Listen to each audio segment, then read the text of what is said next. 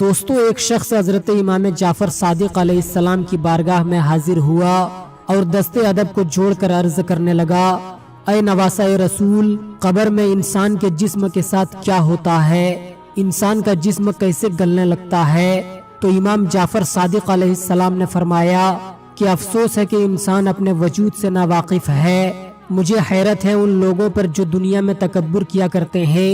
اے شخص، یاد رکھنا، قبر میں سب سے پہلے 2 سے 3 دن کے اندر انسان کے ناک کی حالت تبدیل ہونے لگتی ہے، اور پھر 6 سے 7 دنوں کے اندر انسان کے ناخن خود بخود جھڑنے لگتے ہیں، اور 9 سے 10 دنوں کے اندر پیٹ پھولنا شروع ہو جاتا ہے اور بال گرنا شروع ہو جاتا ہے، اور 17 دنوں کے اندر ہی پیٹ پھٹ جاتا ہے اور پیٹ کے تمام اجزاء باہر آ جاتے ہیں۔ اس وقت انسان کے جسم سے کیڑے مکوڑے اس طرح سے لپٹے ہوتے ہیں کہ جیسے وہ کبھی زندہ ہوا ہی نہ ہو، اور وہ کہنے لگتے ہیں کہ کہاں گیا تمہارا تکبر، کہاں گئی تمہاری عزت، کہاں گئی تمہاری طاقت؟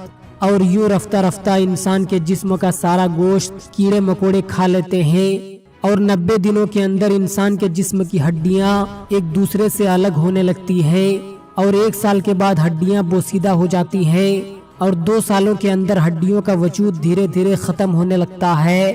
اے شخص، دیکھو، یہ ہے انسان جو اپنے آپ کو اعلیٰ، محترم اور دوسروں سے بہتر سمجھتا ہے۔ بتاؤ کون ہے جو ہمیشہ زندہ رہا ہو؟ اس زمین پہ بادشاہ سے لے کر فقیر تک سب کو مرنا ہے۔ تو وہ شخص کہنے لگا، اے نواسہ رسول، کوئی ایسا عمل جس سے قبر میں ہمارا جسم سلامت رہے۔ بات جب یہاں تک پہنچی تو امام جعفر صادق علیہ السلام نے فرمایا، وہ عمل یہ ہے کہ تم دنیا میں تکبر نہ کیا کرو، اپنے آپ کو دوسروں سے اعلیٰ اور بہتر نہ سمجھا کرو۔ پیارے نبی صلی اللہ علیہ وسلم نے ارشاد فرمایا کہ جو انسان اپنے آپ کو تکبر سے پاک رکھتا ہے اور اللہ کی عبادت کرتا ہے تو اس کا جسم ایسے سلامت رہتا ہے جیسے زندہ انسان زندگی میں سلامت ہوتے ہیں۔